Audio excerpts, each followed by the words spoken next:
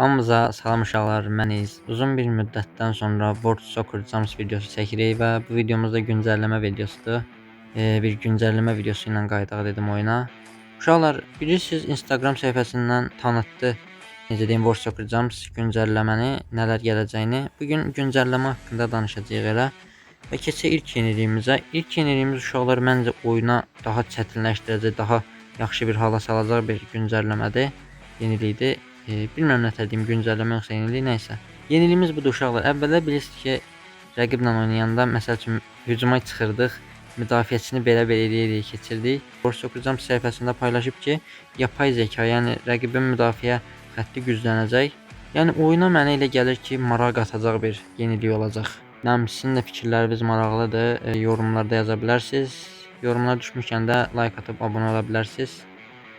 Nəysə, keçək o birisi yeniliyimizə görə. O birisi yeniliyimiz nədir? O birisi yeniliyimiz uşaqlar dinamik potensialdır. Dinamik potensial, yəni ChatGPT-dən falan araşdırdım. Dinamik potensial uşaqlar, məsəl üçün bir oyunçunun potensialı 87-dir. Elə hər oyun başında məsəl üçün yeni karyeralar başlayanda Zerato alırıq və yaxud da X1 futbolçu alırıq. Həmişə potensialı eyni olur və bilirik ki, bu oyunçunun yəni potensialı 87-dir, 4-5 xətt sürətlə gəlişir. Bu belə olmayacaq məncə. Çünki oynadığı oyuna görə, sezonluq performansına görə düşə də bilər, arta da bilər. Məsəl üçün bir oyunçunun indi yəqin ki, güncəlləmə gələndən sonra dəyişikliyi olacaq. 2 xəttsə, məsəl üçün sürəti, əgər çox oyun oynasa, məsəl üçün bir sezonda 30 oyun, 40 oyun falan oynasa, artacaq. Yəni necə deyim, artma sürəti, yəni overall'ın artma sürəti də ona görə dəyişəcək. Yəni baxıram və bunu görürəm. Sonrakı yeniliyimiz uşaqlar, baxdım, gəldim. Bundan mənim elə də tam belə necə deyim, anlamadım. ChatGPT-də bir düzəməlli bir cavab vermədi. Milli komanda uğurları deyir, yəni yüksələcək, düşəcək milli komanda uğurlarına görə. Bu UEFA sıralamasına oxşadıram mən bunu.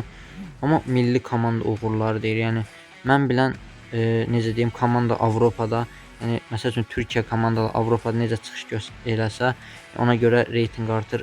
Çempionlar Liqasına, Avropa Liqasına yolladıqları komandaların sayı çoxalır. Bu başqa bir şey də ola bilər, bilmirəm dəqiq. Amma məncə mənim dediyimdir. Keçək sonrakı yeniliyə. Və uşaqlar, sonrakı yeniliyimiz isə istədiyim bir komanda alacaqsan, məsələn deyək Zirəni alıb Çempionlar Liqasına, Avropa Liqasına, Konferans Liqasına, yəni istədiyiniz bir liqada oynada biləcəksiniz Real Madridlə falana qarşı. Amma mən bunu başqa yerdən görmüşdüm. Türk bir YouTuber var, onun səhifəsində görmüşdüm o videonu. Deyəsən sadəcə boksla aldığınız komandaları bu şəraitə sala biləcəksiniz. Həm görək də, yəni güncəlləmə gələr, bir yerdə baxarıq daha yaxşı.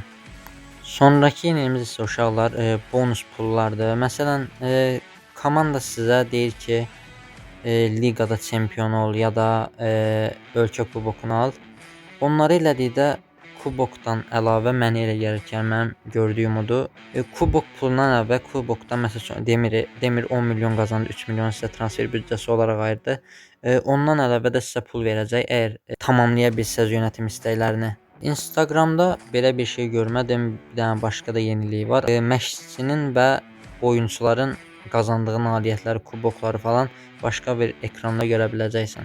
Və hansısa klubu seçəndə yarandığı ili falan görəcəksən, o azarkeş falan sayı göstərir, orada görəcəksiniz klubun yarandığı ili.